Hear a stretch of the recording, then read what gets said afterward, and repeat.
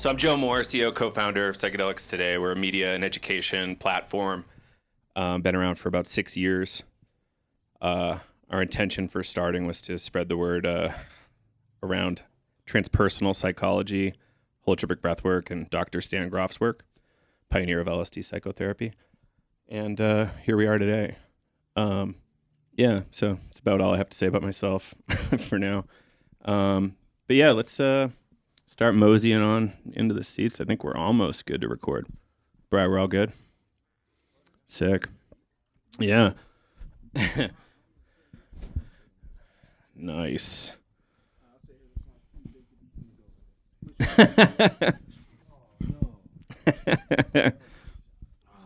this is going to be a really cool event, and this is the official Umbo launch party? Yeah. Nice. Sure is. Sure. Cool. Yeah, it's soft launch. We're the Soft launch. The real one. You'll want to be there for that one. Well, that one's going to be 10 times better than this, if you could even believe it. Bar set high. Mm-hmm. Mm-hmm. Cool. All right. So we want to talk about all sorts of stuff today. I definitely want to talk about psychedelics. Obviously. I want to talk about functional mushrooms.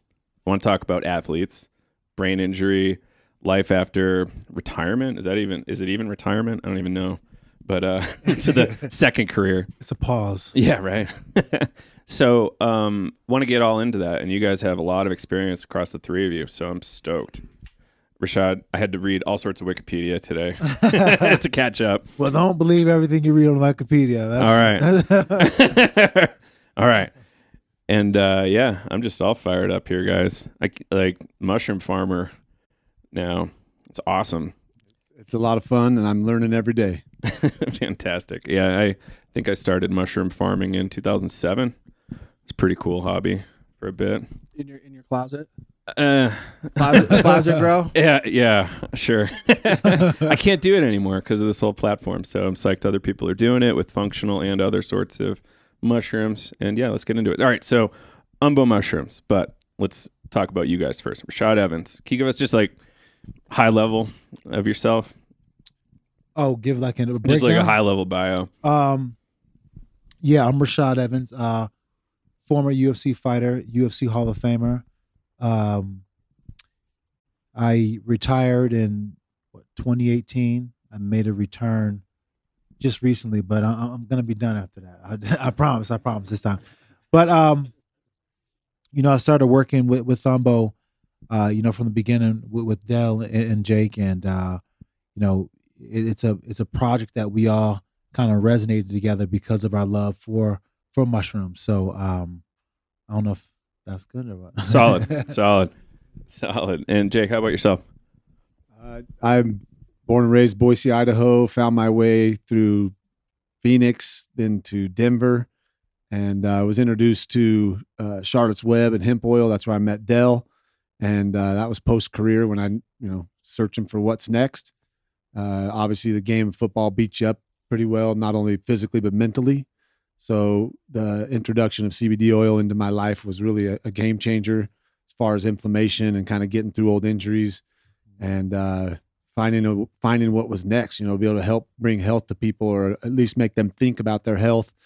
And so we have now ventured into mushrooms as an entire kingdom, not just one plant. So I don't know what the hell I'm doing. I'm just here to help share my story and hope someone wants to listen, and maybe they'll go dive into the rabbit hole of mushrooms and understand that we may be part mushrooms ourselves. And, the more I get into it, the more I believe that. And whether that sounds wacky or not to some people, I think this crowd can resonate with that. But out in general public, there's little knowledge about this entire kingdom. And so I feel extremely grateful for Dell to continue our friendship from Charlotte's Web and to have met Rashad, who's just a spiritual gangster and someone I just feel safe when I'm around him.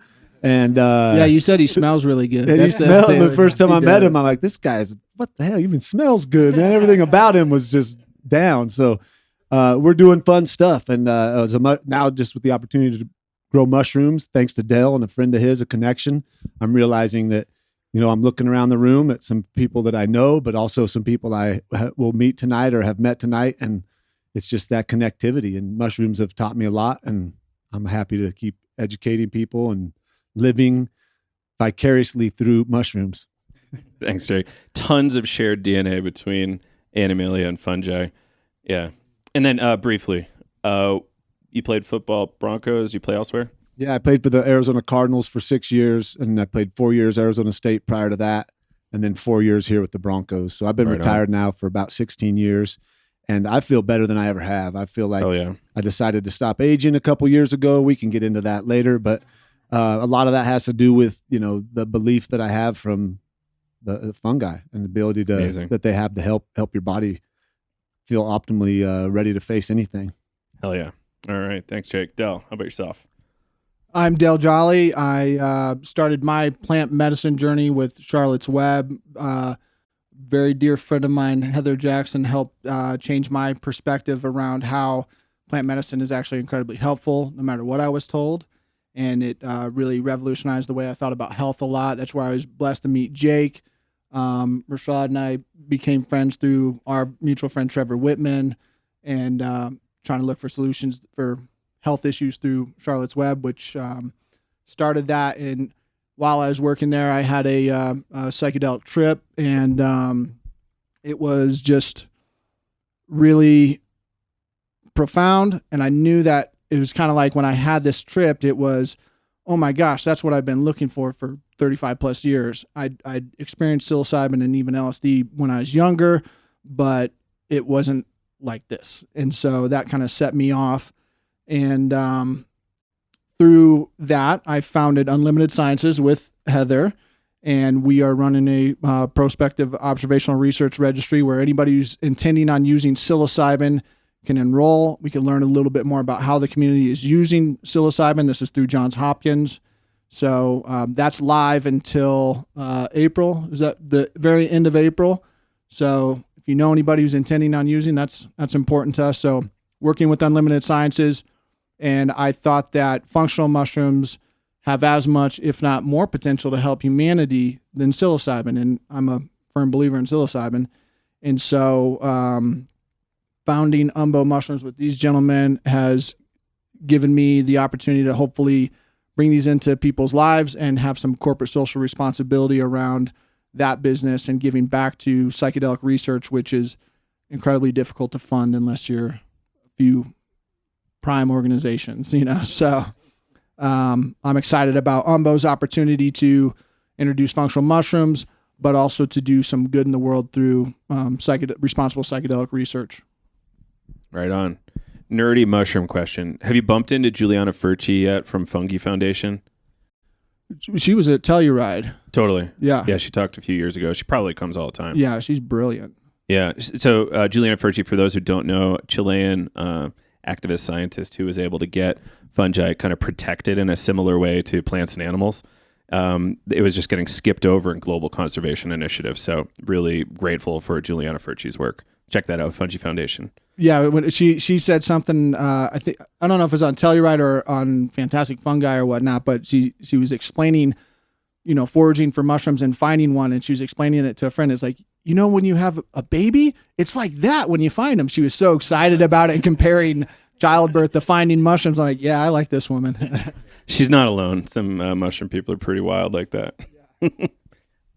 Cool. So, Jake, Rashad, anything you want to say about Unlimited Sciences and like the research projects going on there with Hopkins?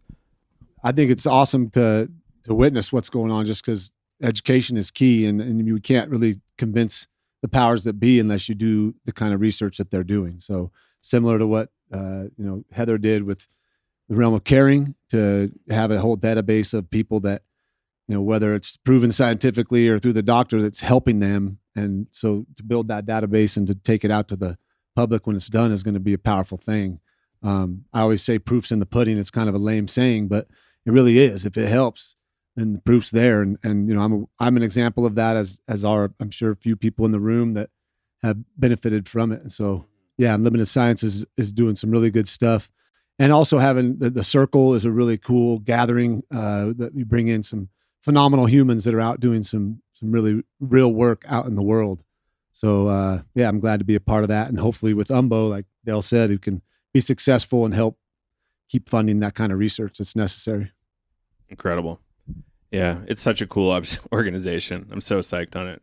You want to share anything about Unlimited? Yeah, I mean, it's it's really the reason why we're here as far as with Umbo's concerned, and having a place like Unlimited Science is a thing that they're trying to really get people to open up about their experiences and share and kind of build that database is good, because that's the kind of information and knowledge that drives for better understanding of the medicine. And when it comes to getting this medicine to be legalized and to get all the red tape taken off, it takes these impactful stories, and it takes giants in the game like Unlimited Scientists asking the questions and getting people to really kind of have a conversation around some kind of medicine that has a stereotype but has a lot of beneficial use.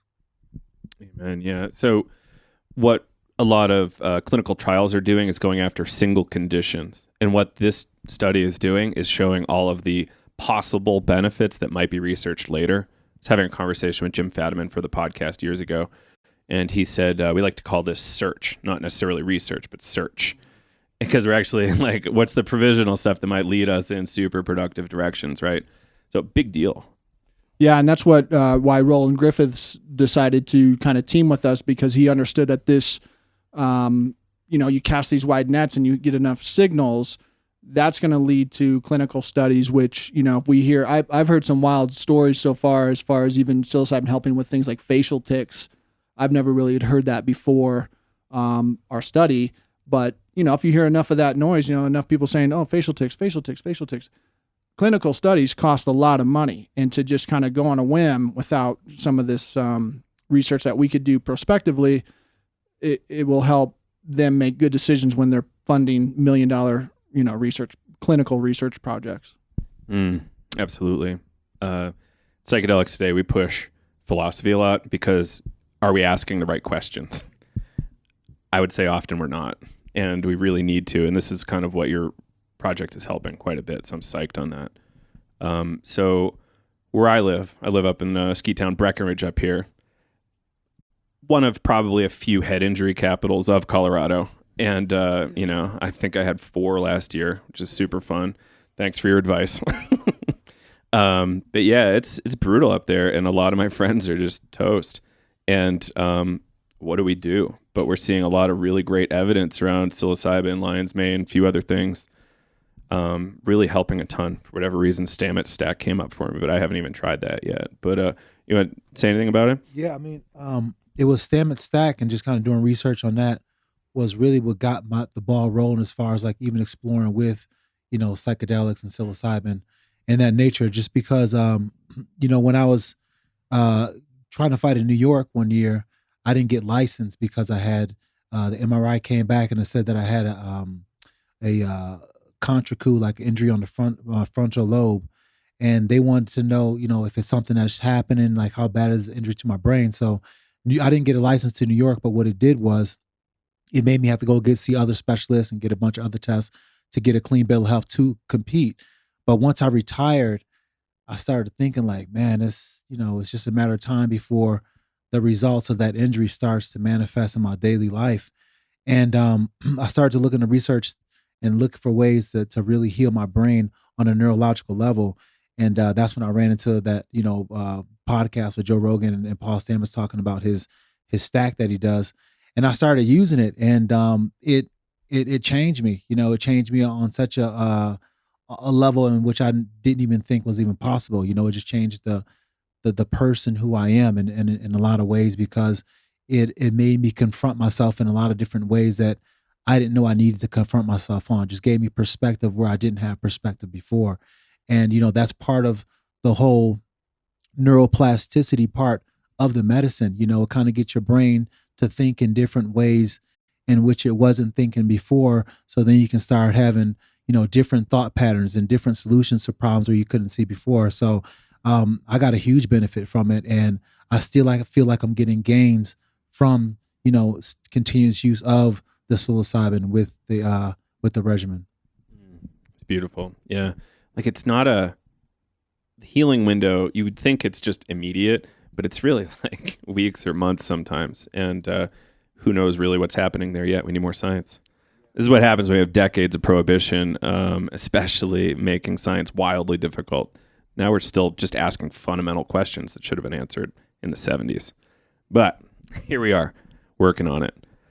Jake, anything you want to mention about brain injury or recovery? I don't know your story well enough to comment.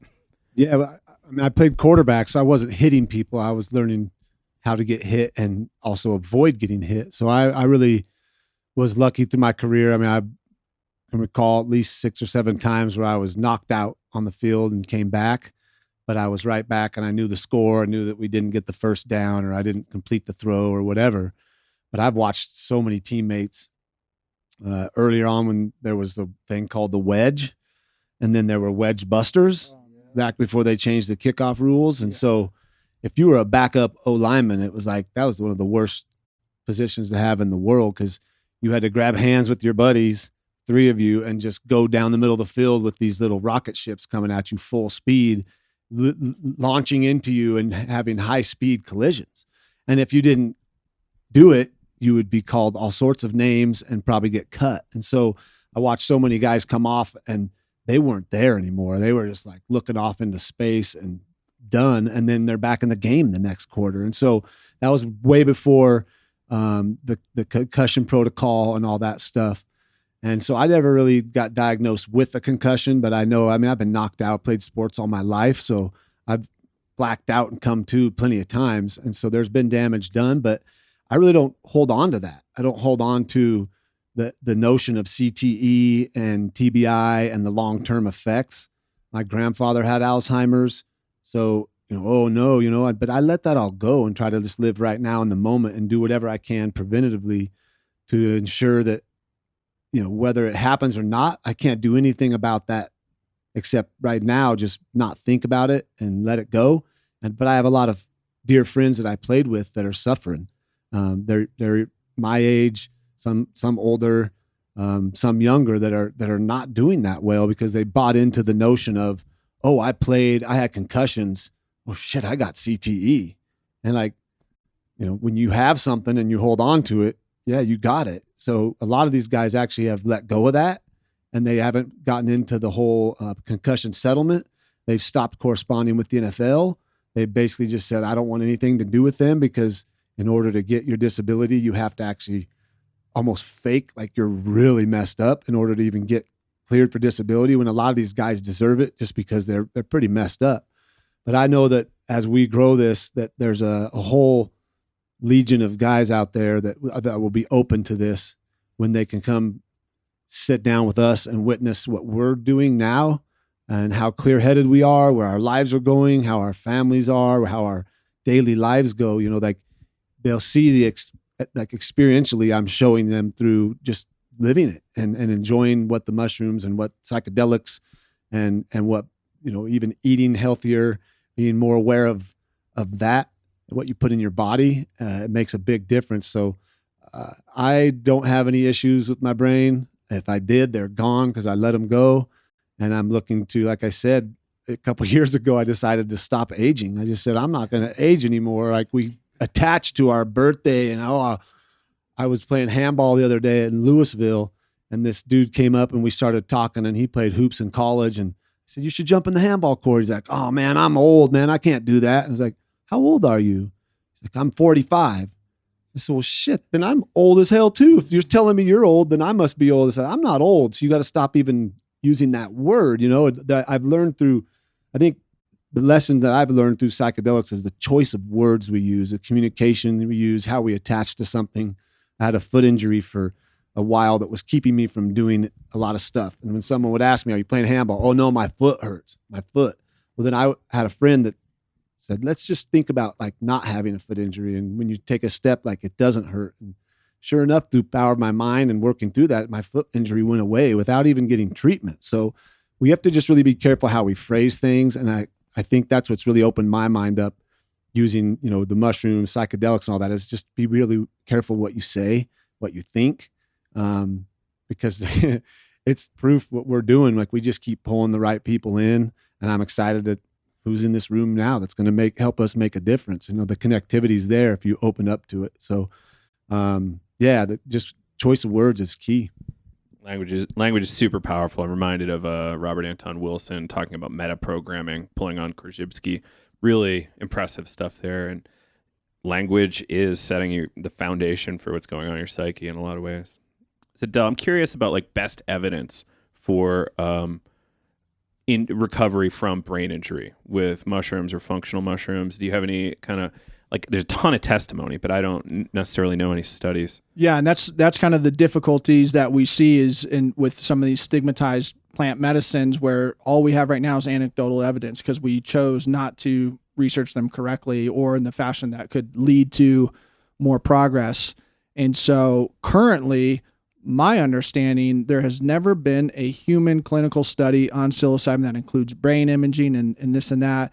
And one thing that we did at Unlimited Sciences, we connected Jeff Nowitzki, the vice president of player health at the UFC, to Matt Johnson and the team at Johns Hopkins to kick off a study that is focused on brain imaging, psilocybin use, doing it in a clinical setting and in a fashion that we could start measuring these things and stating, okay, where Rashad tells me, hey, psilocybin has been absolutely tremendous for my brain health. Okay, that's your story. I always say there's two types of people. You either need the very emotional stories of children having seizures and cannabis helping, and that pulls at your heartstrings, and that's what pulls you to the light, or you need the white coats. You need the Roland Griffiths. You need the academics. You need the doctors. You need someone who is an authority figure, if you will, to say, this is what we did and it works. I find that kind of ridiculous personally. I don't need that. I know what they've done for me. I speak to Rashad. I knew Rashad before we kind of dove into this. And the person he's become in the time that I've seen him change, it's a very different human being, and so that moves me. I try to do the things I do because of what moves me emotionally, and I don't need the powers to be to tell me that this is authentic. I know it's authentic. Right on. We're going to get some cool stories, I think, when we open it up to the audience. There's going to be so many smart people out here, so there's going to be a lot of cool stuff coming. But yeah, like this is such a powerful treatment modality. We assume, based on our testimony, it's like if somebody's coming at me, this is what I prescribe, like suggest. I'm not a doctor, I don't prescribe. But, Stamet stack, like check this out. It's pretty low risk, low cost for the most part. So let's, name it. Niacin, lion's mane, cubensis, right? At a, certain dose. You can look up the dosages online. Yeah, 100 to 150 psilocybin, 400 lion's mane, and 100 niacin is typically what it is. Daily? No, it's not. It's 3 on 3 off or 3 on 2 off. Anybody know? 3 on 2 off. Cool. I think that could also be, like, is it 3 on 2 off, 4, 3? Like, right. You need to be in touch with what you're putting in your body and like understand it as medicine and not just take, again, a prescription. And we're almost prescribing it like, oh, you got to do 3, 2. Like, feel what's right for you. Yeah. I mean, it's like with CBD. I used it and I believe in it, but I don't take it all the time now. And through my time advocating, I learned that, your body builds it up. So you actually almost don't need as much. So you still need it, but not as much as when you first start. So you got to be, and I think, and again, what the mushrooms have done and psychedelics too, is opened up to be more in touch with that, to be more in touch with how your body feels and what you're putting in it. And that goes along with diet, like I mentioned earlier, like what you put in your body. Like, I feel the pizza the next day. Like, I feel it. It was damn good eating it and I enjoyed it, but I'm like, I feel sluggish and groggy and my brain isn't firing the next day. So be alert, be aware of what you're putting in your body and don't necessarily go by just what we're all saying. Like, feel it, what works for you. Rashad, what was your experience with the protocol? Or were you doing it pretty closely to what they were suggesting? Yeah, I did it pretty closely to that. It was a really good experience. I mean, normally after I have like a hard session or I feel like a little dazed because sometimes you'll spar and you'll have those days where you go harder than you really wanted to. You go with a guy who says let's go light. The next thing you know, you're in World War III and you don't know why. You've been dazed a couple of times, but you're gonna make it through practice, and it's just practice. So on days like that, you kind of get a little spacey, you kind of get a little foggy. But when I do the protocol on days like that, then that fog is like diminished in a few hours, and I can actually feel like it actually feels like it's doing something to my head. I can actually feel like my brain like just like clearing up, and I've been knocked out a few times, and every single time I've done the protocol, I've felt great. I love it. I've never done Stamet stack. I barely microdose. Just gonna put that out there. But not that I'm not curious and won't do it. But yeah, just want to throw that out. And yeah, it's interesting, right? That you can feel it. Like even the term microdose, I feel like is very misunderstood and misdiscussed. So like, pointing towards certain protocols is helpful for specifics, and people can plus minus do them as much as they want. But I find the Fadiman protocol really helpful. And that was something that I really liked when I first read his book, was that it's, 6 weeks on, 2 weeks off with a whole bunch of journaling. So you actually can look back at your records to go, is this working? Am I crazy as hell? Or is this like actually something? You're like, oh, less bad days. Great. Yeah, but even on that, you kind of think about it. Your doctor doesn't say, hey, take this and journal about how you're feeling when you take it, right? Like all that seems to tell me is that get in tune with what you're taking and why you're taking it. It's very much like mushrooms. What I feel about mushrooms in general, functional mushrooms, gourmet mushrooms, psilocybin mushrooms, it's a whole category, a whole kingdom we've removed from our diet, and now we're trying to reintroduce it, And so it makes sense to me that people try it and they go, oh man, I feel better.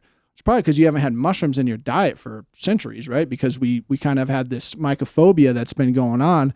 It's like we try to reintroduce, we have some herbalists back in 1895 say broccoli is terrible for you. Well, you might eat it 100 years later and have it one time and say, oh, really didn't do much for me. Still really good for you. Or if you kind of introduce it in your diet frequently, you'll say, man, I'm feeling sharper. I'm feeling better. I'm more clear, And so that's kind of what I hope to see happen in the mushroom kingdom is people just introduce more mushrooms into their diet, whether it's through supplements from Umbo or the Michael Love Farms, where last night we had how many pounds of lion's mane and king trumpet and tacos, man. And yeah, we cooked up about probably close to 8, maybe 10 pounds of mushrooms on the grill, made tacos. Yeah. But lion's mushrooms they condense down, they lose a lot of moisture, so big huge lion's mane tacos. Yeah, it was good. Yeah, it was good. And then some black king tacos, they were good. But what made them really good was Jackie's salsa, or mango salsa, and the guacamole too. So yeah, the combination was really good.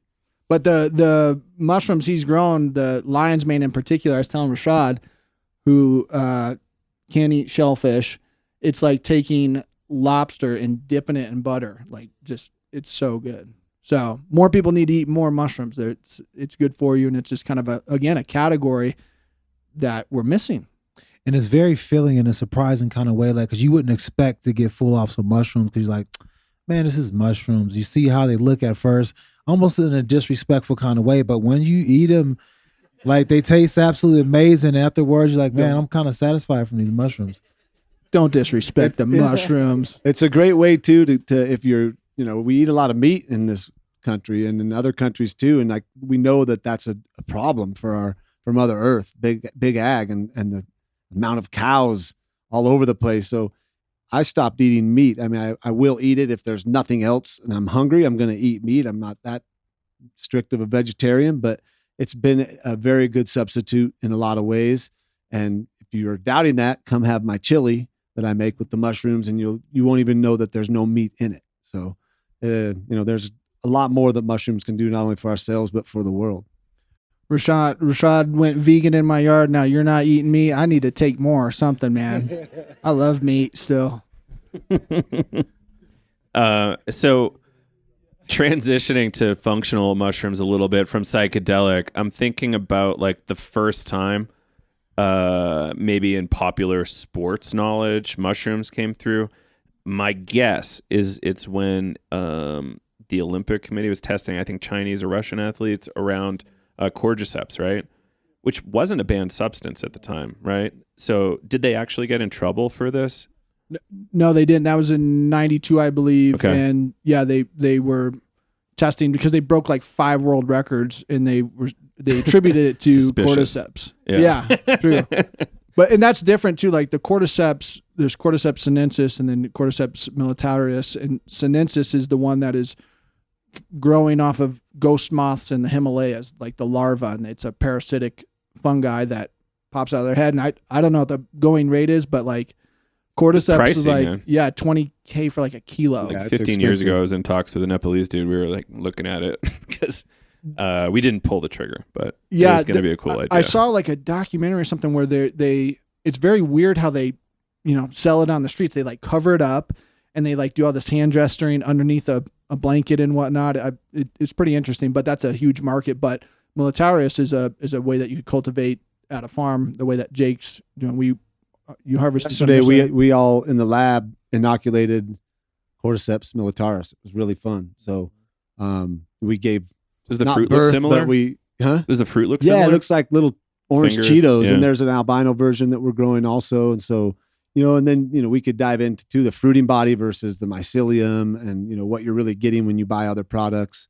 And that's what we're trying to do with Umbo, is really give you the fruiting body that's more bioavailable, that has all of the compounds, and really you're going to get all the benefits much better than having the mycelium, I believe. So yeah, it's been a lot of fun. These little like packets, little chunks full of like all these little fingers, orange fingers coming out of it. It's It's so amazing. cool. It's so fun. Yeah, and mycelium's really awesome, but we go back to kind of cannabis and we talk about whole plant medicine. The thing about mycelium that I see, and still we're very much learning. That's just it. We're not trying to be experts in the functional mushroom space, and I think that is kind of an attribute where we're learning with people. Teach us. Anybody knows anything? Come on How do you in. define the functional? Like, so I think largely we understand what psychedelic mushrooms are here, but like, how would you define this functional category? I throw it in the category of gourmet mushrooms. That's the button mushrooms you're buying at the grocery store, throwing on pizza, or even portobello, if you will. And then when I think of functional mushrooms, I think of cordyceps, reishi, lion's mane, turkey tail, that are adaptogens that kind of help with whatever your body needs. They adapt to what you need. So there's 3 categories in my mind. There's gourmet, functional mushrooms, and then medicinal mushrooms, which will probably be psilocybin containing mushrooms. So, but the mycelium, just real quick, I want to touch on this, that mycelium is good. Mycelium has properties in it that fruiting body does not as well. The problem is when you're growing it in grain, you can't separate that mycelium, and you've got to grind that whole thing into your product. And whether it changes or not, there's studies that say it does. The grain turns into whatever was held in the mycelium. I don't know. Doesn't register with me, but I'm a simple guy. So, but I like the idea of eventually taking mycelium in a liquid culture or fermenting it and taking straight mycelium out and adding that to fruiting body mushrooms that are coming out. And then you have whole plant medicine. That's what I hope Umbo can get to with our amazing science team in the future. So there's a lot of progress to be made in that entire space of functional mushrooms. I think large scale liquid culture seems like a really, well, we could even do it in like a little homebrew setup, right? Like, the glass carboys or something. But yeah, it really democratizes it, accelerates production and everything. You're going to say something, Jay? I mean, gourmet mushrooms, like lion's mane is an extremely functional mushroom, but we just talked about how good it is to eat. I think any of them that you can ingest, you're getting function out of that also, where, cordyceps, and I've eaten a few of them. They're really weird. It's like eating something you've never tried before. So it's exciting and it tastes really interesting, but you wouldn't want to eat a bunch of them. But when you extract it and put it in a tincture form, then you're getting the function out of it. So, reishi, you're not going to go eat a piece of reishi. It's not good. It's like eating leather, but it has so much medicinal value in it. So, like you said, that it's a good way to break it down. But some of any mushroom you're eating, it pretty much is functional. It's good for you. Put it that way. It's good to eat more mushrooms. Mm-hmm. So, for what it's worth, a lot of these mushrooms have a decent amount of traditional use in China, Japan, elsewhere around Asia, Europe too, but they're a little taboo these days. And that phrase mycophilic cultures. Yeah, England kind of created us here, so very mycophobic. We're working on it. This line Paul Stamets had years ago. It was probably, I can't remember the source, but something along the lines of like merging mushrooms and humanity in a lot of ways, like how y'all are talking about it, seems to be one of our best options for survival on the planet, both health-wise.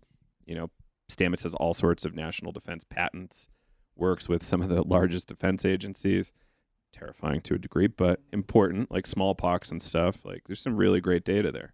And this isn't unpublished research. Like there's a lot of data out here, guys. So like check it out. There's some really great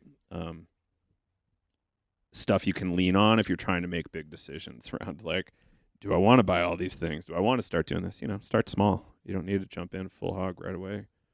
Yeah, and I think like there's a lot to be learned still about what mushrooms can do. I think that we're still in the beginning phases of what can be learned from these mushrooms, and from lion's mane to all these other ones in between that are not so popular.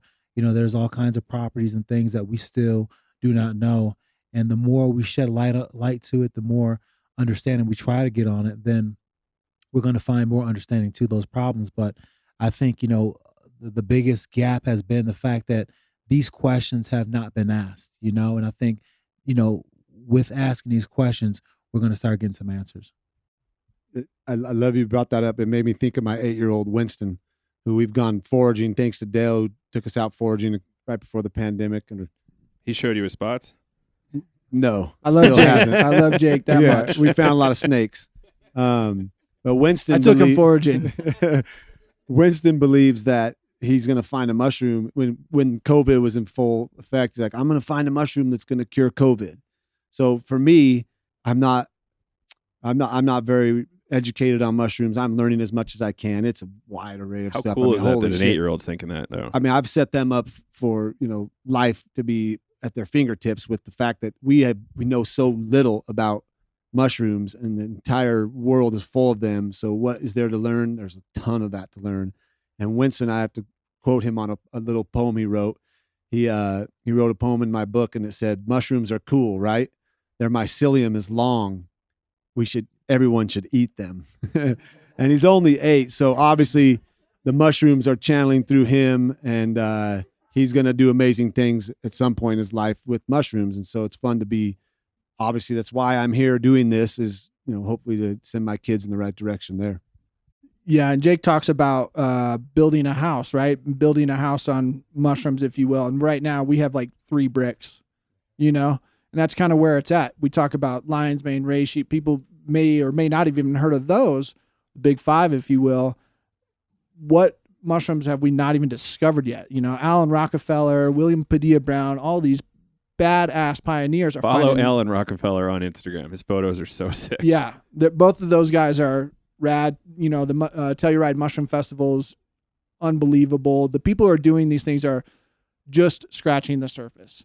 And that's just it. That's why I always say, as a big advocate for psychedelic or psilocybin in particular, functional mushrooms have just as much, if not more, potential to help humanity than psilocybin. I really believe that. And it's just a matter of time before some 8-year-old kid is going to come up and say, "Oh, that's the key. Look what I found." Boom. Now my dad really isn't going to age. Who here has been to Telluride Mushroom Fest? Sick. Like, I think it is probably the longest continuously running psychedelic festival under the guise of a mushroom festival. And there's always talks about psychedelics there. And it's been going for 35 something years maybe now.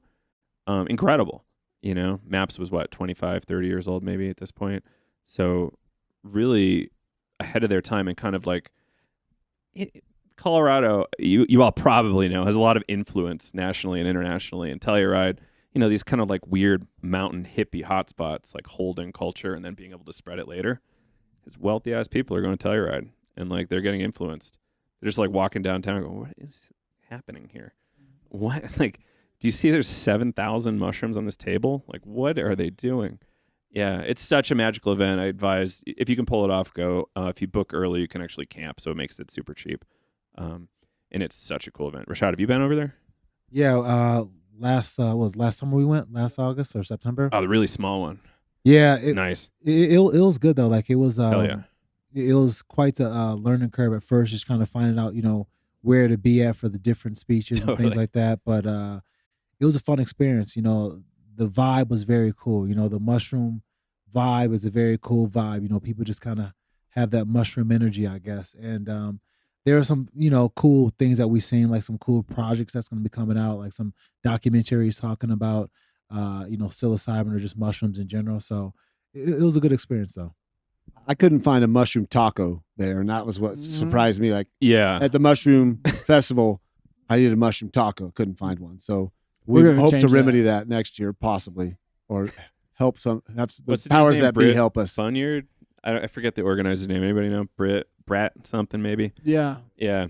Write him a letter. Cool event though. It was fun. It was fun being around like-minded people who are out in the woods and having fun and enjoying life and open for what's out there. Yeah, and it's like I think most mushroom festivals, not psychedelic festivals, you're not necessarily going to be able to talk about psychedelics. I think Telluride is known in the mushroom world as like that dirty psychedelic festival. And I've heard Art Good Times mention this a few times, and like some others.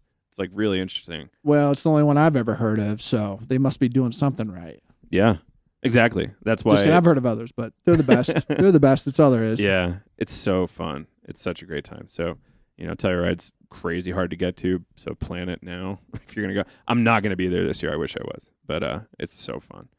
All right, so now I want to kind of shift towards athletics more generally. So it's a strange profession. Y'all probably know that. But it's a really, I think, an important one. And it's been around almost as long as time has been around, competition and, all this fun, like who can we keep doing better, and competition's part of that. And, we in this culture don't necessarily have a great handle on, okay, you've competed, you did all this stuff for culture, yourself a little bit, but also for culture, like major contributions, major sacrifice. Like you've seen people have to get knee replacements after 2 seasons in the NFL, probably like crazy. And, how can people think about athletics and like professional athletes in general? And like, what happens after? Like, it's kind of just like rug gets pulled and what's next? I thought the show Ballers did a good like view on that, but It's interesting to have gone through it now. I walked away from the game. Actually, I ran away from the game. I was healthy, but my body was deteriorating. I'd played 10 years, played through a couple contracts. I never played for the money. I played because I had a dream as a child to win a Super Bowl, and we almost did in 2005, and I was going to retire after that. But we didn't make it to the big game, so I played one more year. But so I'm a little bit different than most guys who are. I played 10 years, which already is way past the curve of the average career lasts, I think, maybe 2 years. But that's an NFL career. You got to count college and then high school and then Pop Warner. And then there were 5 smashing heads. I mean, so there's a lot that goes into beating up your body. And then when you're told you're no longer good enough and we're going to replace you with a younger model out of college that isn't as, that feels good. yeah, I mean, maybe faster and sexier, but still doesn't have like the locker room, the ability to come into the locker room and to lead and to get their job done. And so a lot of guys leave with a lot of anger, and they're like, fuck the NFL. I don't want to have anything to do with them. And so the transition can be tough, even though, I walked away, it still was hard. I still had to like go through learning what normal life was like. And they don't teach you a whole lot other than be ready to play ball. I'm like, well, I want to go do this in the off season. No, you need to be dedicated to lifting. You need to be here at the weight room.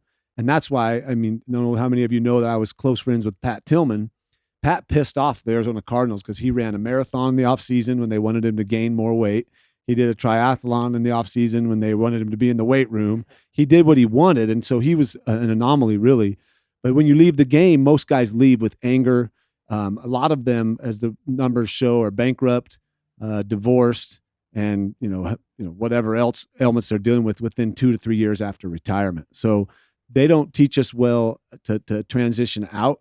They're trying their best, but who wants to go back to the organization that said you're no longer good enough when that's what you're good enough, but now you've been replaced. So it's a tough transition. It was easier for me because I was still active and still able to play handball and traveled a lot, got married, had kids, did all of that. But athletics have changed in my viewpoint, as far as like what I get into now, what I'm involved with. I do still like sports. They're not bad, but just this whole entire, putting these young kids in sports when they're 4, 5. I mean, there's 2-year-old kids playing soccer. To me, that's just horrible. I mean, that's like a bored ass parent saying, okay, I want to go socialize with other bored ass parents while my 2-year-old runs around chasing the ball. And I don't want to sound like I'm against sports because yes, they teach you a lot of good things, but athletics, if you don't take it upon yourself to learn more things outside of that, you're setting yourself up for once that game is gone, what can you do? Because our bodies will deteriorate to where you can't play anymore. But I've had a good transition. The real changing moment for me was when my friend Nate Jackson met Ryan Kingsbury, who was involved with Charlotte's Web, and then knew Heather Jackson, Paige Fiji, these ladies that were fighting for their children's survival, fighting to give them CBD. They paired together with us big, poor, retired football players who were going through such tough things, our little problems, when this was real life stuff with their children. And when we came together, it was beautiful. It was called When the Bright Lights Fade. And it shined a light on what we go through, which a lot of people don't see post-career. They just roll you out and now they roll some guys out in the wheelchair at halftime, Hall of Fame, everyone cheers. And then that guy goes back to where? No one knows. Back to some dark times, I'm sure, because a lot of this is hard to get over with the brain TBI and like all of what you're left with, the hope that you don't have as you age.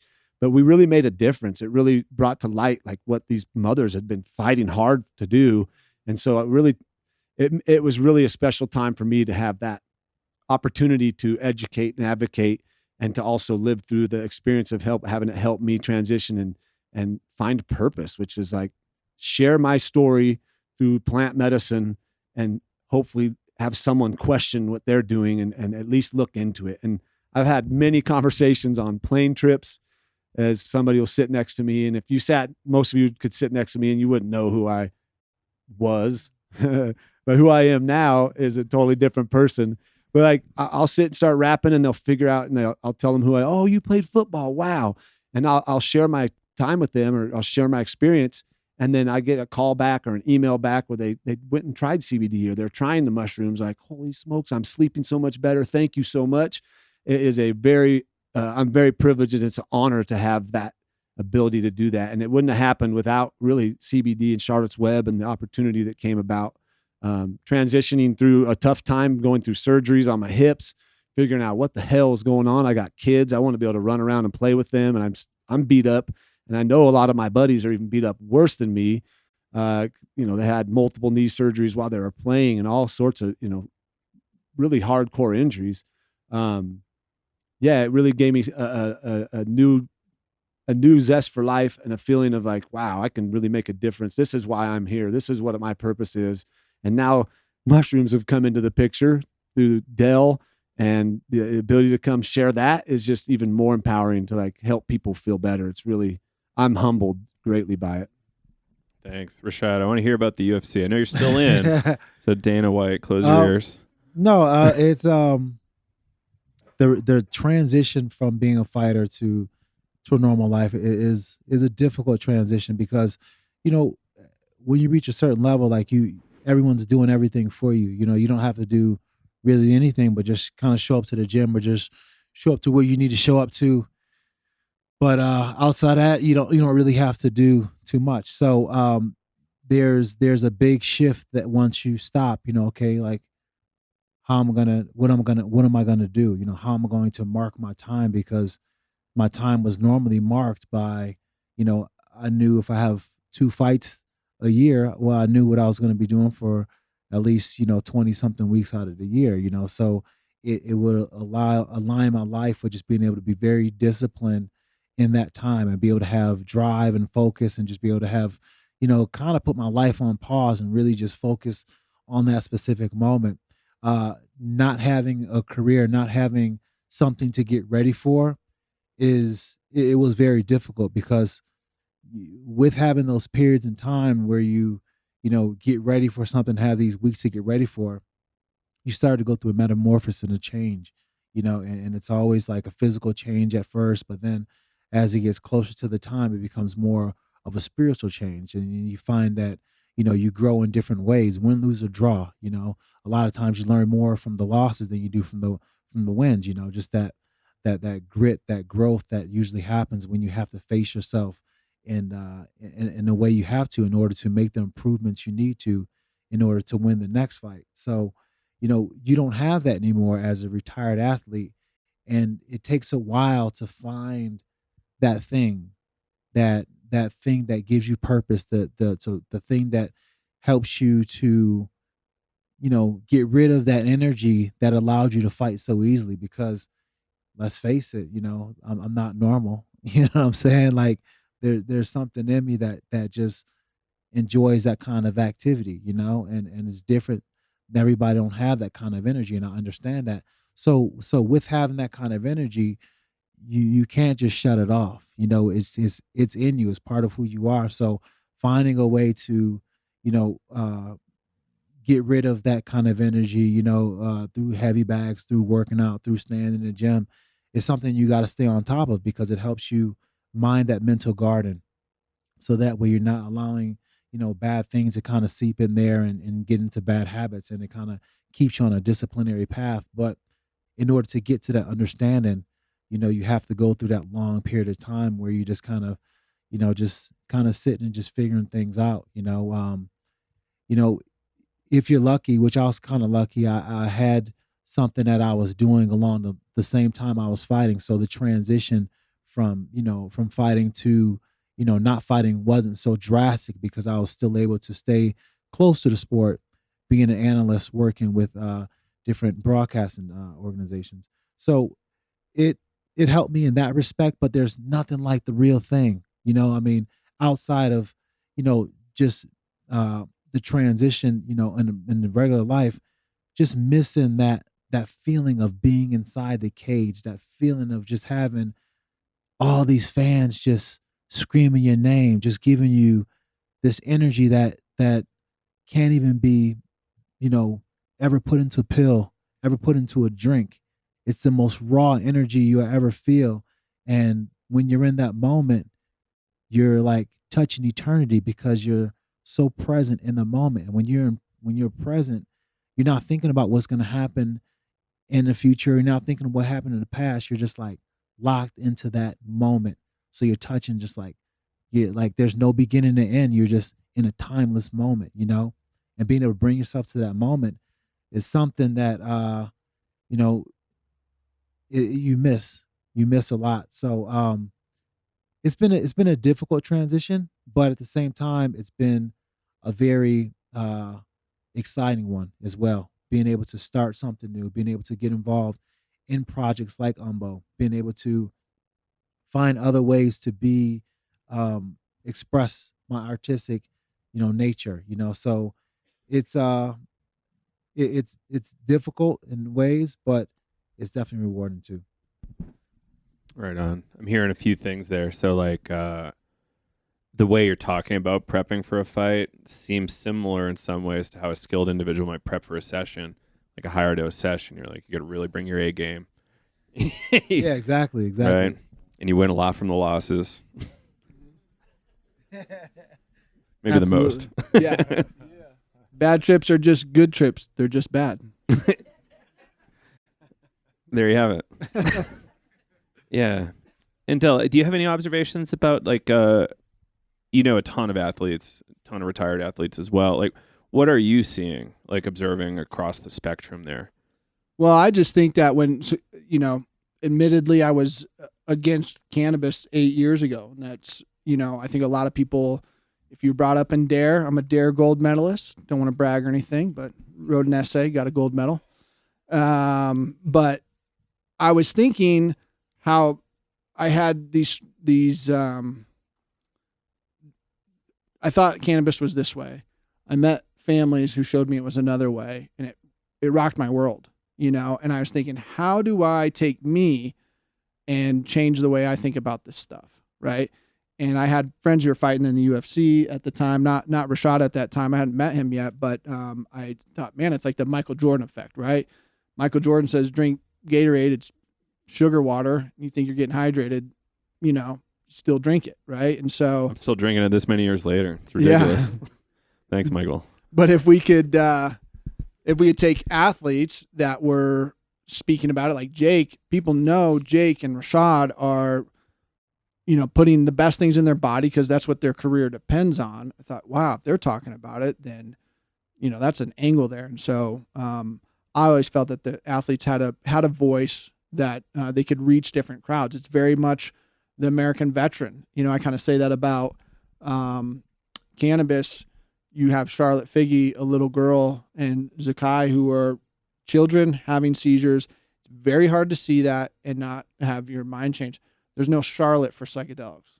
The closest thing for psychedelics is the American veteran. That's what I think. I think that someone like Marcus Capone from Vets has an incredible story. He's SEAL Team 6 guy. Jake and I got to spend a lot of time with him in LA at the Super Bowl. He's reaching crowds that, unfortunately, someone like myself can't. Someone who is even doing advocacy for psilocybin, they're not reaching that conservative base that Marcus is tapped into and can speak to in a way that we can't. Jake is reaching an audience everybody here can't. Everybody here can reach an audience that other people cannot, and so that's a really important thing to always think. These guys just have a bigger platform. Do you remember that Marcus quote? We were talking a month or two ago, maybe something like, I put my life on the line for decades for the country, and I had to break the law to heal myself, something like that. Yeah, well, I mean, what he stated is, he 13-year combat veteran. He receives all these traumas and a lot of blast trauma. He's a demolitions guy. And he comes back to the United States to travel to Mexico to get healing for the things that the United States career he chose kind of put forth, So he had to go to Mexico to do Ibogaine and 5-MeO. And so his story is very, very compelling. And the point of that is they're reaching audiences that Jake and Rashad, they are reaching different audiences. To speak with Jeff Nowitzki about, the UFC funding a study on psilocybin for head trauma, that's pretty groundbreaking, and it hasn't moved forward from my knowledge, but to have those conversations, to reach those crowds, that's how we kind of change the narrative. It's these small grassroots initiatives that have been so central to Colorado's success, but it's going to expand into bigger things. It's coming. How do we prepare for that, and who reaches it, and how do we do it? That's where it kind of gets super complicated, but, is this for everyone? Absolutely not. But I always said when we were working on the Decrim Denver campaign was, I'm not trying to get people to vote for this or to do this. I'm just trying to get them not to vote against it, right? Like, as a libertarian, more of a conservative leaning person, leave me alone. Let me do my thing. If I want to use plant medicine to do what I got to, stay out of my business, and that's the way I hope it will continue. So Decrim first is always my stance. And then from there, other models that create access, I'm for them as long as the groundwork is laid. So.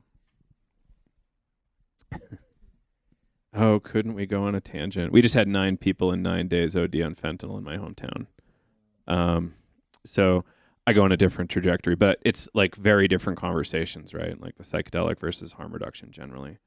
So, yeah, it's complicated. Anyway, lighter.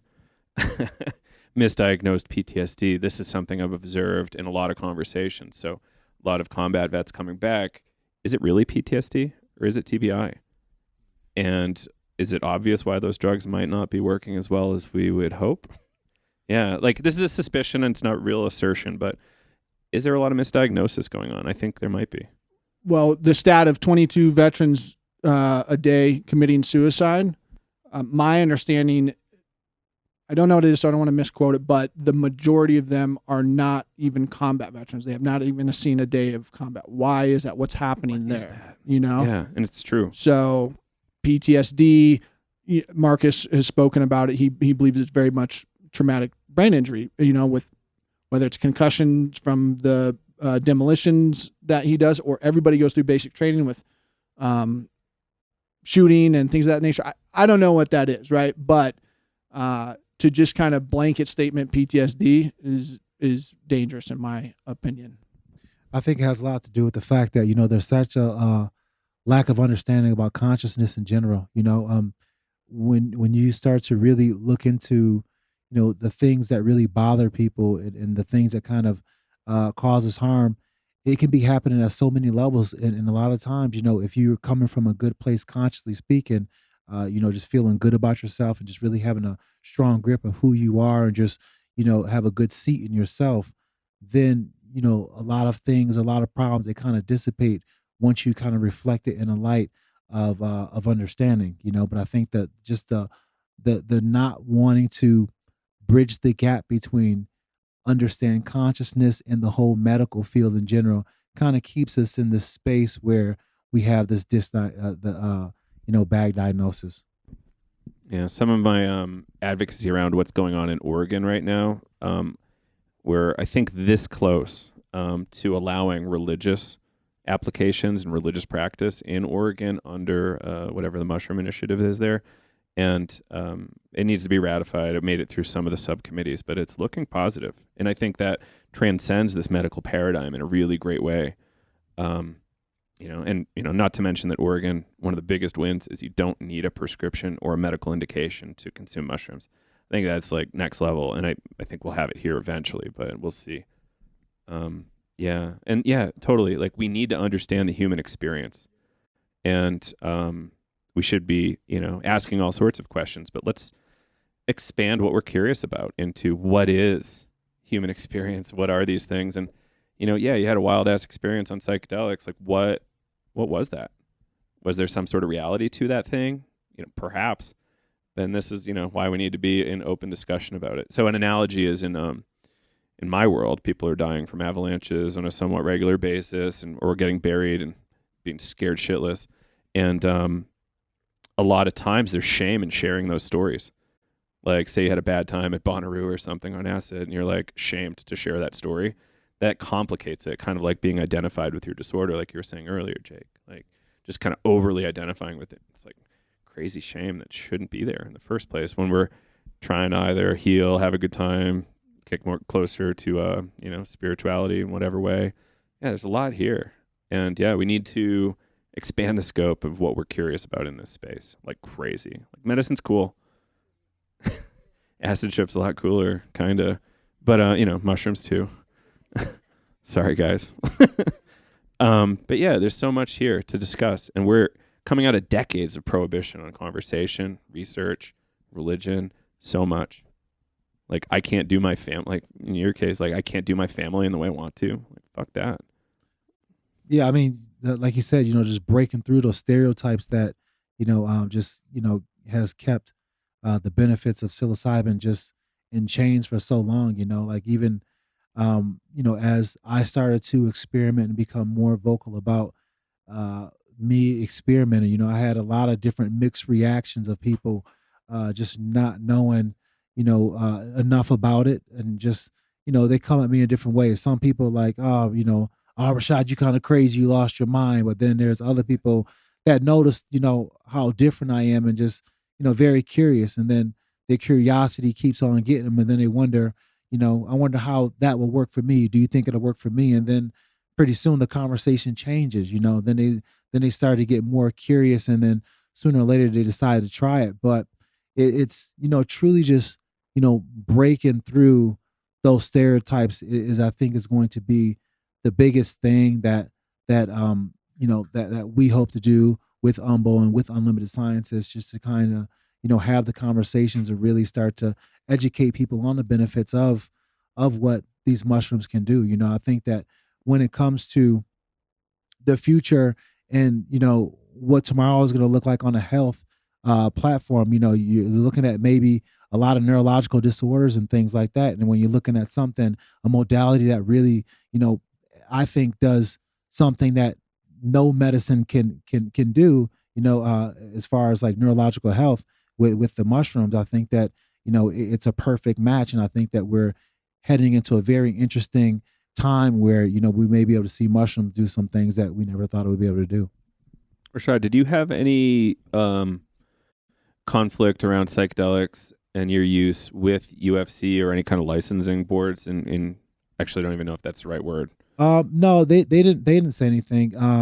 They just called out, kind of a little hippie. That's about it. But for the most part, the UFC in general have been very curious about that because, not just myself, a lot of fighters are really starting to, hear about these testimonies from mushrooms as well as to ibogaine and different other, psychedelic modalities that's been really having some dramatic issue, help with brain issues, because a lot of times that, these fighters, they really notice that something's wrong, or they may have brain issues when they start to feel a certain kind of way for too long. I have friends who's like, man, do you feel it? And I'm like, what do you mean? Like, do you feel that feeling of just always, being upset, being angry, and just kind of, having those mood swings, you know what I'm saying? And just really trying to have an understanding of, what to do now. I fought my whole entire life, and now I feel like I'm losing control of myself in a way that I'm, it kind of scares them a bit to even say that. So, the conversation's starting to be had amongst fighters, and the UFC has been taking note at it. And, Dana White is a big advocate of, looking into that kind of thing. And he's been, very vocal about, getting involved in these kind of studies and things like that to kind of help out these fighters, because, they're an organization that they get a bad rep for not taking care of the fighters or not really caring about them, but they understand the fighters. Del, have you had a chat with Dana?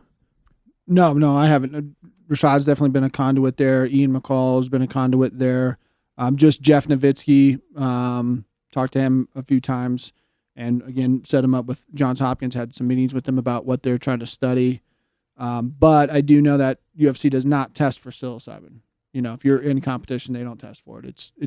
I don't even know how they would. It's just too close to serotonin. They just say, this dude's happy, it's happy to be fighting. So, this is the whole new trend of athletes performing under the influence of substance, psychedelics, which isn't explicitly scheduled, but it's not necessarily a banned substance. I don't even think. Yeah, in some cases. I don't know if it is, but boy, Jesus, I could barely stand up. Yeah, I'm afraid to ski on mushrooms. I have done I've done a microdose, and I went and trained, and it just locks you in more than anything. It kind of slows things down a little bit. But there's a line to be had though. You can't overdo the microdose, or you'll be kind of in another place where you should be getting ready to take a punch. So it works. I mean, it works like as like instead of taking like coffee or taking like an energy drink or something like that before training, you do like a little microdose, and it kind of gives you that like little spark. Yeah, the sensory enhancement. I just played in a singles handball tournament and upped my microdose and also just my entire mushroom intake for the whole weekend. So I'm playing against 24-year-olds. I'm still only 26, so it was all right. But I recovered really fast. But in the court, it was the first time that I could care less about whatever the score was. It didn't matter that there was a point being earned or trying to fight for it. It was just this ball was moving around, and I was completely lost in just the moment of the game and how much fun it was. And I found myself laughing a few times and making my opponent was mad because I had this crazy get in a shot, and I just started laughing.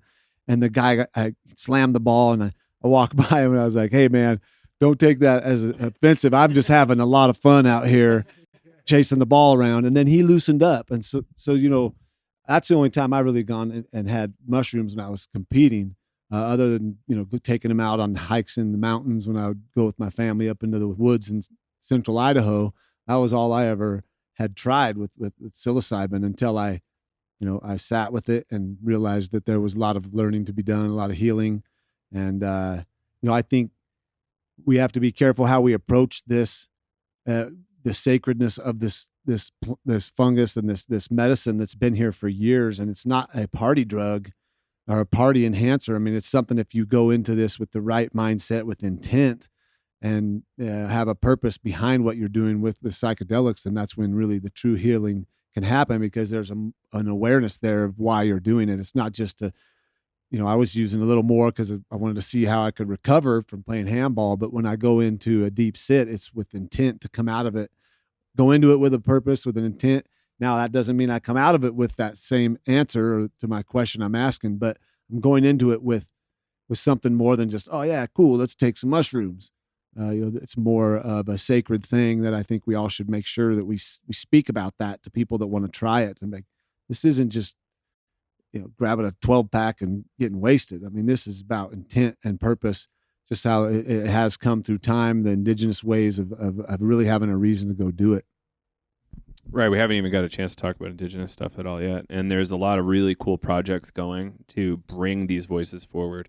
I just found out in Maria Sabina's village in Mexico, there's a whole video archive. So there's like legit video from way back of ceremony and how it was run. And I think a number of people in that village are working towards publishing that so we can all watch it. And I wish I could reference where we could donate a little bit to make that happen. But stay tuned on Psychedelics today. If I find it, I'll post it. Yeah. So anything we want to share about indigenous stuff, it's a really interesting topic. Mushrooms are all over the world. Psilocybin containing mushrooms are found all over the planet. Over 200 varieties, is that right? Does anybody know? Yeah, thank you, Melanie. Yeah, it's incredible. So, and there's plenty of other psychoactives in mushrooms too, globally, but yeah. Yeah, I just state, I mean, the evolution of my personal use has leaned more from, everybody should do this, and you kind of have that first experience, and everybody needs to do this. We need to put this in the water, that kind of jazz, to very much, whoa, we need to slow down. There's a lot that we need to be thinking through as we progress this, because as we saw with cannabis, it gets bastardized in a lot of really bad ways. This is a very sacred medicine. I was saying words, we talk about words, psychedelic renaissance.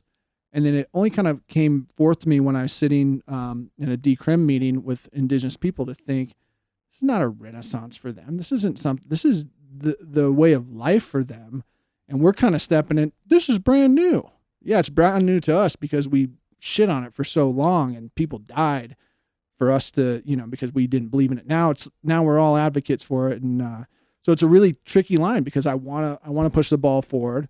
I want to help. I want people to have access to this. I think that we have a finite amount of time here as humans if we don't get our shit together, to be honest with you. So how do we get more people thinking in different ways? I think psychedelics can do that. How do we honor the indigenous people who've carried this forever and aren't having the voices that are necessary to understand when we talk about you're opening doors when you're accessing these medicines? And what does that mean in spiritual realms and the things that Western minds don't really believe in?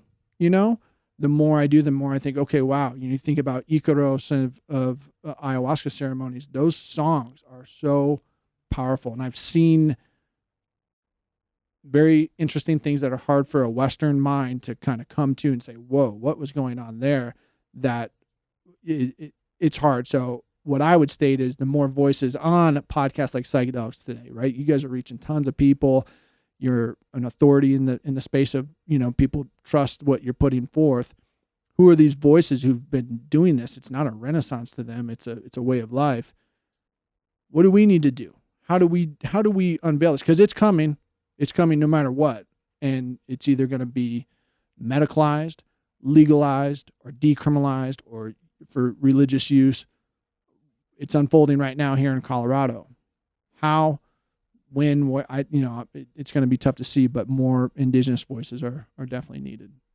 Yeah, I think, tapping into those indigenous voices, those stories, the history is very important for the movement.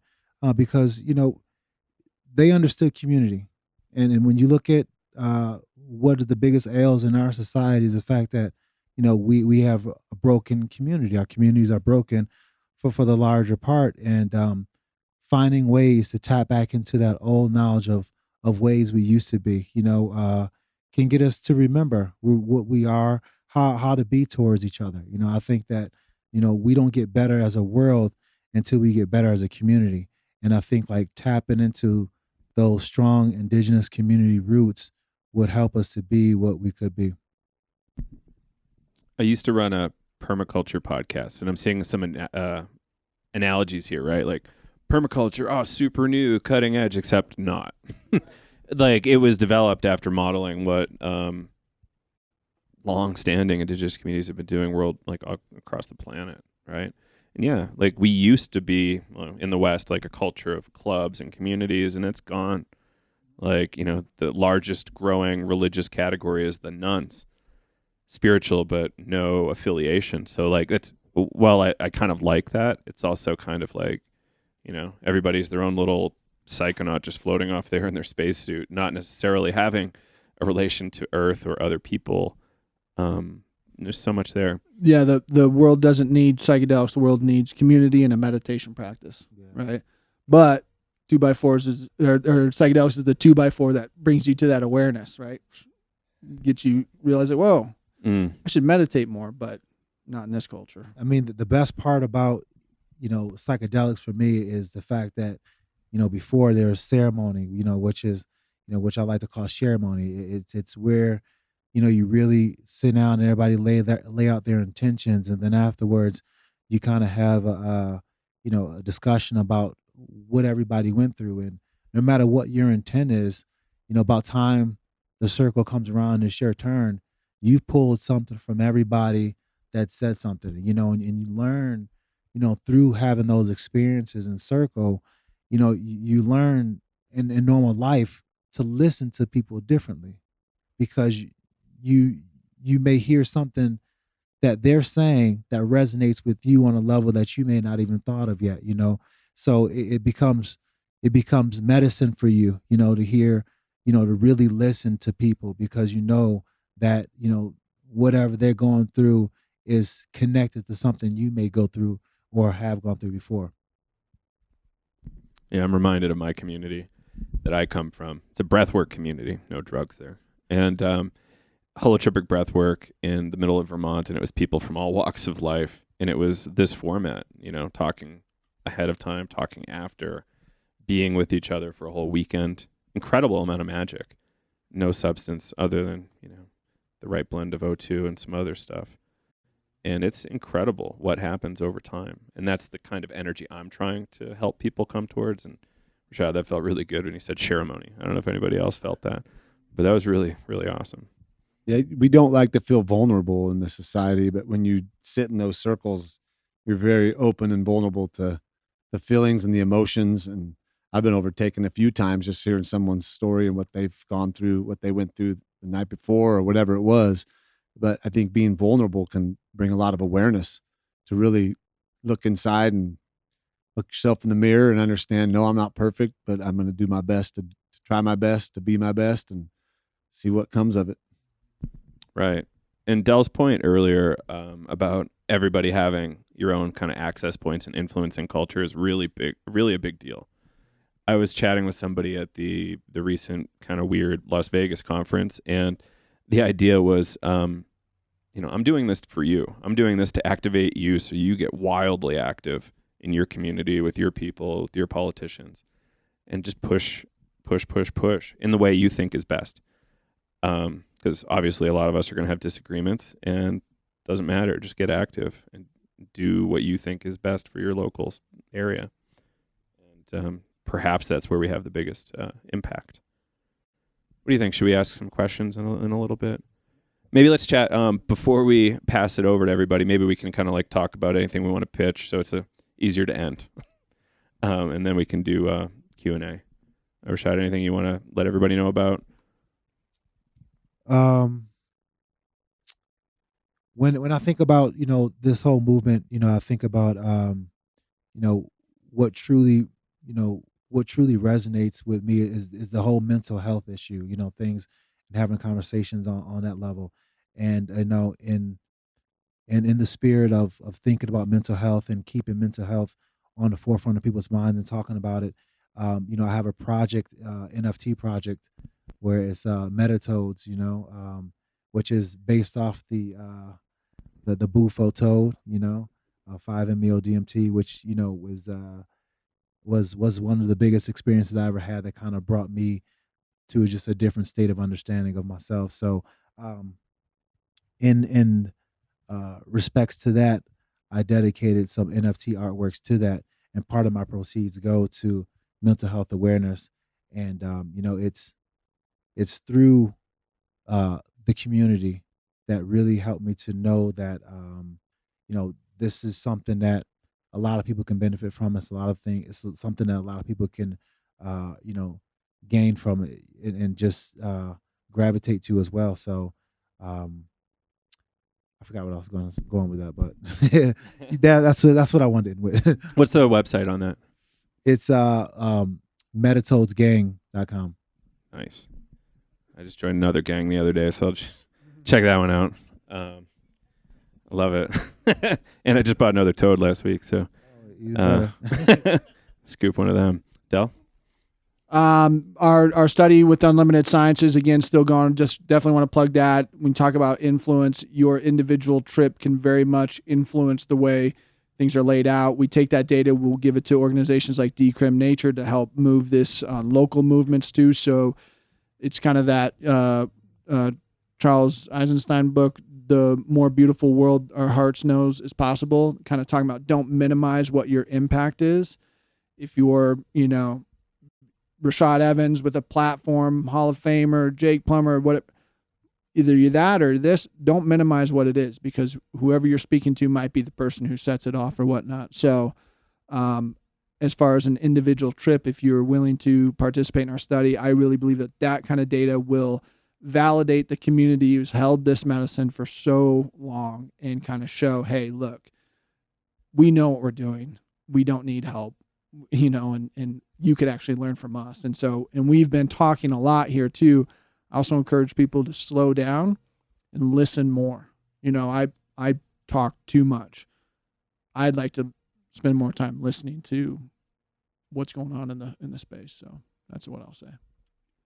Beautiful. Thank you. Yeah. Important. Jake? I'm going to pitch open-mindedness, kindness, and compassion. That's all I'm here for. Love it. One of the key words in the gang I just joined is niceness. Chris Dyer's Galactic Gangsters. I just joined. Kind of like it. Chris is the shit. Yeah, I'm excited to meet him. He's part of Unlimited Sciences Circle. Oh, really? Yep. Cool. Yep. Yeah, beautiful art from Chris Dyer, by the way. Yeah, a few things. The toad conservation stuff is a super big deal for me. So check that out. Just like dig into Sonoran, Desert Toad, or Bufo alvarius conservation projects. Really, humans are having a crazy impact.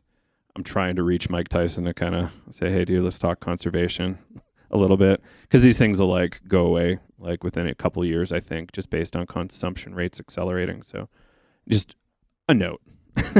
But yeah, big experience. Amazing. So yeah, what do I have going on? In the middle of launching a 12-month training program called vitalpsychedelictraining.com. Trying to compete with MAP, CIS, etc., synthesis, and produce what we think is the best training on the market. So check that out if you're curious. Also, gazillions of podcasts at psychedelicstoday.com. Bunch of free ed. 98% of everything we do is free. So check that out. No NFT project to pitch, I wish. Maybe next year. But yeah, cool. Where do we want to start with questions? Anybody have anything we want to riff on? Jess? Hey, I'm sorry, it's not as much of a question. It's more just on the indigenous component. Something that I learned recently is that a lot of indigenous communities weren't using psychedelics for any treating of any mental health or any ailments, and they were actually just used for fun. And I think we really need to bring that narrative to the focus as well, of just the beauty of the way in which psychedelics could just bring community together. And that's what they were often used for, is just for knowledge sharing and knowledge transferring. And I think there's a lot of romanticization and idealization of how indigenous communities had been using these medicines. So I just wanted to put that out there to contribute to that. A real deal anthropologist. So, so yeah, totally. Like, people like getting high. It's it's not rocket science. And I remember hearing stories about like dudes living in the jungle just blowing stuff into each other's noses and having a blast. I don't think I would do it. But I would. Down. Yeah, I mean, I could be convinced, I guess. But it's interesting, right? Like, we stigmatize pleasure and fun. And what if pleasure and fun are healing, therapeutic, build community, and much more? We need to be careful there. But there is a lot to be said for that concept. Any comment? Yeah, I agree. I mean, yeah, absolutely. All right, consensus built. All right, who's next? So how do we balance the commercialization of psychedelics with, maintain, because it's needed in order to fund clinical research, it's needed to fund the advancements for decriminalization, but how do we do that without taking away the sacredness of, psychedelics and mushrooms? Similar to like what you talked about in the cannabis world, how the commercialization of that and, state legalization is quite driven by the commercialization. Let me restate the question real quick. So how do we balance commercialization and the sacred and, research and medical treatment and all this interesting stuff in the wake of all this money and excitement? I think that the community has to come together and decriminalize first in their local communities, set that as the foundation. You're building a house, build the concrete first, and that is decriminalization. If the framework of legalization, the framing, the stick that goes on the house, that's legalization. You could do that, and you could build a house that might look like a house, but if you don't have the concrete underneath it, that's a problem, right? And so I think the decrim nature movement is really important, whether you align with that organization. At the end of the day, does not matter what is going on in your community. What Kevin Matthews did here in Denver with the collective of people who helped him was a grassroots organization deal, and that kind of was a snowball, right? And now you have who just did it 2 days ago in Michigan. Was it Julie Barron? No, New Haven, Michigan, or some Michigan city just decriminalized again. There's now 14 cities, Santa Cruz, Oakland, all these community activated people. Detroit. Fucking incredible. Yeah. Ann Arbor. It's the people who are coming forth and saying, I want to change this in my community. That's something you could do. You have to convince 6 people on a city council member group to do that. That doesn't take a huge team. That doesn't take fundraising and shit. This is community-led stuff. I always say that's like how we have to start. If that's laid out, it's inevitable that people are already making money and taking things public. I don't know if that's losing money too. Yeah. Yeah, for sure. There's a lot of bullshit out there too. Oh, we raised $10 million for a pharmaceutical. Oh, $10 million? That's nothing, Right. You need like 40 to bring a drug through largely, and that might be a low number. Right. So I think what can be done is decriminalizing in your own local city. And then from there, I mean, I don't have the answers. That's the battle. And, how do we reconcile science and the sacred? We start there. Or how do we reconcile living in the United States of America and the sacred? Like, complicated as hell is the answer. And, do we all even agree what the sacred is? Right? Probably not. In this room, there's probably 200 different ideas, a room of 50. Yep. Yeah. Like, I don't know. Y'all want to comment on that one? It's a pretty abstract topic, but that's okay. Kindness, because there's so much toxicity. Yeah. And respect, respecting what's been here long before we were here and figuring out how we can live together with it. And it's interesting to have started Umbo and, all these people that have been doing foraging or mycologists for years could look at us and judge us, but we're all just trying to help propel the game forward, propel it to educate people and help, make the world a better place. And I think once, you get into the mushrooms, you can't help but learn more kindness, compassion, and love, and it'll open your mind. So that's kind of why I said those 3 words, is if we can keep that in front of everything, and also the sacred part of everything. I mean, everything should be a lot more sacred than it is. Everything we do, I find myself grabbing food and eating it and then going, damn, I didn't even really thank this food for being here. And we take a lot of things for granted. So I think just starting with that awareness could be a step in the right direction for people that aren't as enlightened as us here in this room. Yeah. Yeah, I think, different mindsets getting into it, as far as not letting it get to a certain, not letting it get to how do you say, how bastardized, right? Not letting it get too bastardized. I think that's something that would naturally fade away as long as people use it, because you use it long enough, you're gonna have that dose that makes you just this, it's gonna be that one dose that just changes your perception and makes you respect it. This modality, psilocybin, is unlike any other, medicine out there, because you do the right number, you're gonna make sure you're gonna gain a healthy respect for it for the rest of your life. Yeah, absolutely. It's it transcends so much. And I think the experience itself might be the safeguard of the sacred. Because, what Eric Davis, a really great writer in the space, says, what happens when God shows up in the therapy room and the doctor there has no idea what to do? I have a great story about one of the therapists or psychiatrists at NYU running some of these psilocybin trials, just pretty much trying to make one of my friends' mystical experiences biographical. Let's do the Freudian thing on your mystical experience, which is so inappropriate, and kind of shows even at top tier institutions that there's still a lot of room left. Yeah. And, one of my lines, Stan Groff is probably 20 years ahead of his time. He's leading the way for allowing all this stuff. Duffy? Thank you. So speaking to set and setting, which we know is really critical in creating the conditions for optimizing people's experiences and capacities for people to integrate their experiences, I like to think of the work in the collective, the community organizing, the policy work, the advocacy, as the work to create the collective set and setting for the integration of psychedelics into communities and society.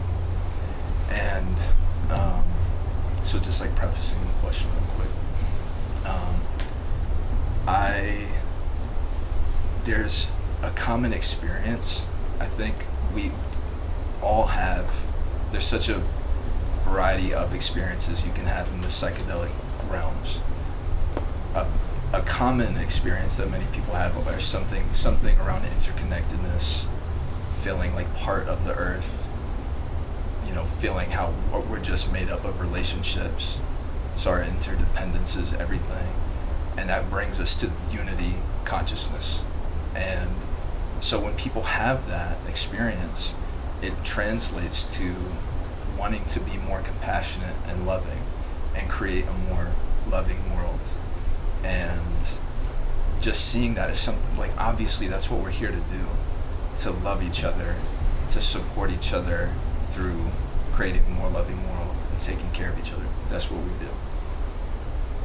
We ideally would be doing. And so I think what happens in a Western society when we have these experiences, but currently the collective set and setting is the prevailing culture, which is very disconnected from indigeneity and community and roots, and thinking of ourselves relationally. It's, Western society is very hyper individualized. It's all about the individual. So in having that unity consciousness experience, and wanting all of us to like have that and share that together and heal through that. Like we heal through going through, we might have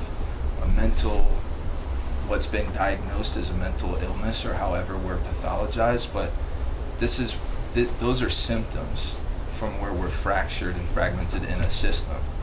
That's what, healing is a holistic process. You can't really just address symptoms. You have to see whole beings as part of systems with all these conditions that play out. So, all wanting to work to embody the experience of beloved community and unity consciousness. There's a Martin Luther King quote that I feel like is really critical to this movement, that there's this pulse of well-intentioned Western society folks, or what he called the white moderate, which he was like, it's not really the Klansman that's blocking liberation and justice for black and brown people. It's a lot of it is this white sort of moderate figure that's more committed to what he called negative peace, which is the absence of tension, instead of positive peace, which is the presence of justice. And this is a hippie movement. It also came up with the civil rights movement at the same time those movements were braided. And I see that actually re-emerging in this moment. Like there's a recognition that to have unity consciousness, we have to have solidarity. And so all that's to frame. I see this push for policy, and I really appreciate, Del, you asking, just like saying we need to slow down. And the common thread here is like community first. And so I'm just curious as to what y'all see being needed for us to even get to a place where we can create the right social changes and policies that actually reflect all of these different needs and like what's needed in community to create holistic pathways for many different ways that people seek out medicine or relate to medicine, and ensuring that communities have sovereignty to be able to choose their healing path, because that's so key. Like healing brings you back to your trust in yourself and in your community, and having agency to be able to choose is so key. So I'm just curious as to your thoughts and the sort of work that's needed to get us to the policy right. I wish we had a microphone on you, but we'll try. Rashad? I think, just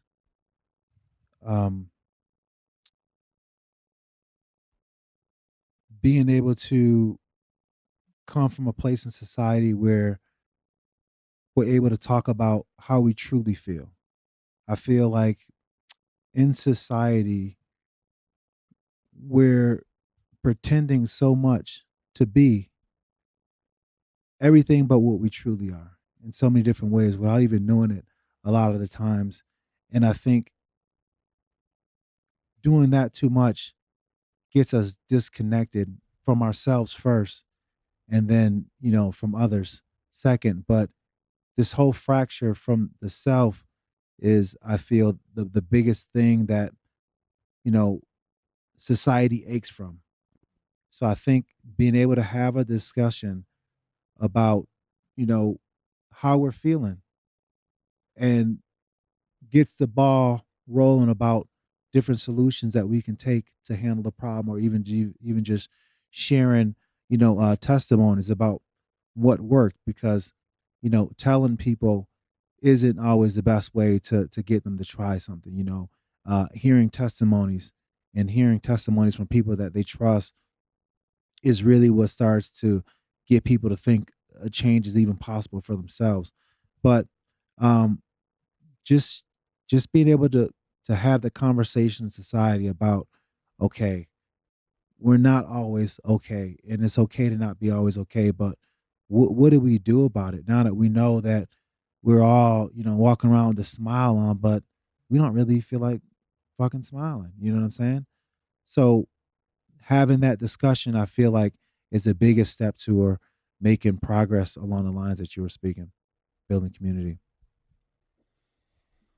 Yeah, and I would kind of, you think about the tasks that were put forth with how do we bring psychedelics into the world? How do we do that responsibly? That is such a huge task. And it's too much for anybody to shoulder, right? Anybody I love this so much and I want it to prevail, and I'm going to do everything I can. And I personally do it almost to the detriment of my own family. I know I do. And that's not fair to them. And so it makes me want to take a step back and just think like extreme ownership. Just do what you can in a responsible way too, right? And things are going to unfold in a way that is not going to be what we want exactly, right? And it's going to hurt. Some things are going to hurt, but at the end of the day, it's always that cosmic joke. Like, it doesn't matter anyway, dude. It doesn't matter. At the end of the day, it won't. And there's hope, but you can't just allow whatever the outcome to be finite and final for you, right? And so, what can I do personally, and what can I do for the people around me, whether that's I'm influencing one person or even just myself, just kind of like be the light you want to be, right? So, I don't know how to unify what's going on in this collective deal. That's such a hard task, but I'm just going to do what I can. I'm going to do the best I can every day, and hopefully it's good enough for what I'm trying to accomplish. Say we turn off the TV and stop wanting things right now. You said slow down. That was beautiful, because none of us are going to get out of here alive anyway.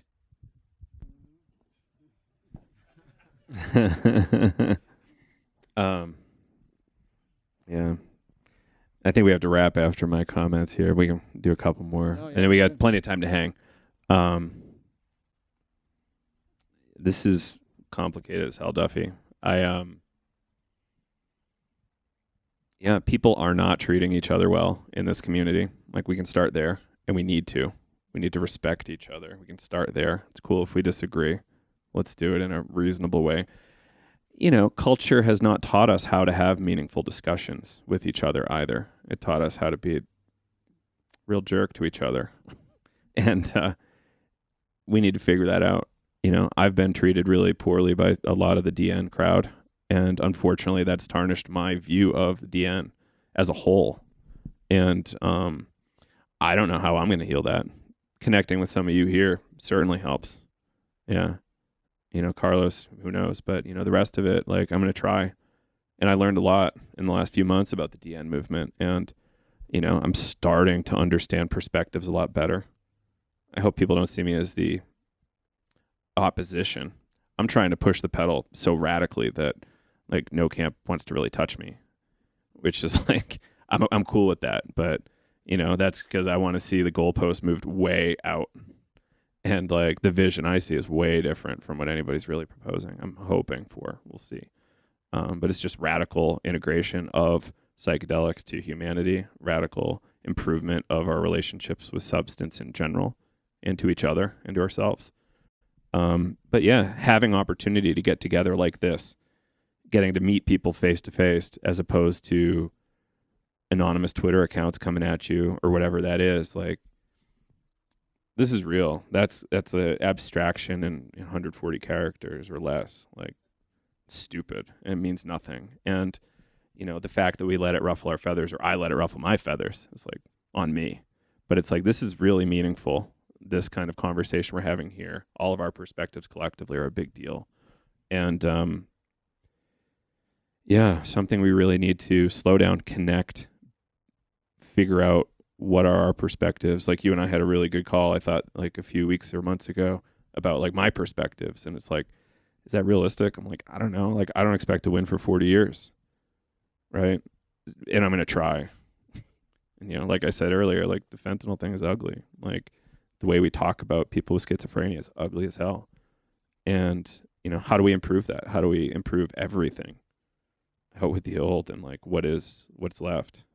What can we create that's more beautiful than this? And, Eisenstein's helpful. You know, there's so many people, like the optimism I'm seeing from you three. It's amazing. Super helpful for me. Yeah. So I don't know, like time together, radical openness and willingness to connect is a big deal. You know, but then we got the police like ready to put us all in chains at any moment. Like, what do we do about that? I don't know. So patience, you know, how many people are going to jail tonight for a drug offense in Colorado, and they might be in there for 5+ years? Like, psychedelic policy is cool, like decrim is cool, but what about that? And my tax dollars are going to keep them in prison. And that's a multi-generational issue. And, you know, I have a hard time squaring these conversations. So I'm politically confused. I'm confused about policy. I'm trying. Promise I'm trying. But that's what I would say. Anything y'all want to add in there? No, I'm just glad that y'all came to sit and visit with us, and it is conversation and connecting with people face to face more than anything that I think is going to help change this and probably put it in the right direction. And appreciate you giving us the opportunity to chat with you and the platform that you've had for a very long time. And I hope you continue to have these conversations and hopefully more live events in the future.